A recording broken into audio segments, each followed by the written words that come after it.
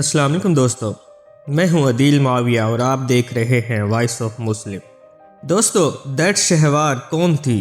Ertugrul Ghazi کی پوتی ہندوستان کی بہو کیسے بنی؟ جانیے عثمانی شہزادی درد شہوار کی پر اسرار زندگی کی دلچسپ داستان۔ یہ سب جاننے کے لیے آپ کو میری پوری ویڈیو دیکھنی ہوگی، لیکن سب سے پہلے آپ میرے چینل کو سبسکرائب کریں اور بیل آئیکن کے بٹن کو کلک کر دیں۔ شکریہ۔ درد شہوار شہزادی 26 جنوری 1914 کو سلطنت عثمانیہ کے شہر استنبول، جو کہ اب ترکی کا سب سے بڑا شہر ہے، میں پیدا ہوئیں۔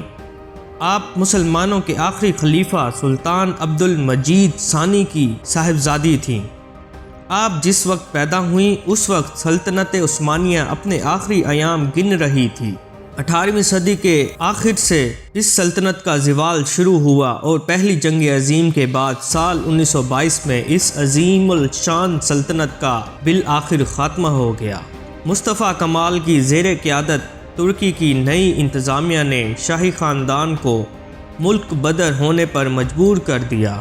نومبر 1922 میں سلطنت عثمانیہ کے آخری بادشاہ سلطان وحید الدین محمد چہارم نے ان کے خاندان کے افراد کے ساتھ استنبول میں اپنے شاہی محل سے تخلیہ کرتے ہوئے فرانس میں پناہ لی۔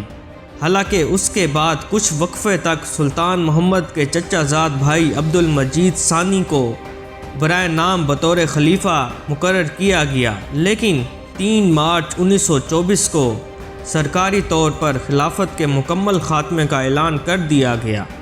سلطان عبد المجید ثانی کی دختر شہزادی درد شہوار کی شادی حیدرآباد دکن کے آخری نظام میر عثمان علی خان کے بڑے فرزند نواب میر حمایت علی خان فرانس کے شہر یینس میں 12 نومبر 1931 کو انجام پائی۔ 1933 میں ان کے بدن سے مکرم جہاں اور 1936 میں مفرم جہاں پیدا ہوئے۔ دونوں نے برطانیہ میں تعلیم حاصل کی اور ترک خواتین سے شادی بھی کی۔ روایتی طور پر پردہ کرنے کی بجائے وہ خاص تقاریب میں شریک ہوا کرتی تھی اور عوام کی فلاح و بہبود کے لیے مختلف سرگرمیاں انجام دیتی تھیں۔ انہوں نے حیدرآباد شہر میں ایک شفا خانہ بھی قائم کروایا جو آج بھی انہی کے نام سے مقرر ہے۔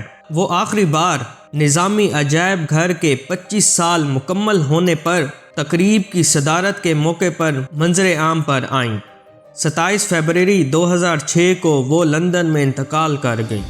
دوستو، دعاؤں میں یاد رکھیے گا۔ اللہ حافظ۔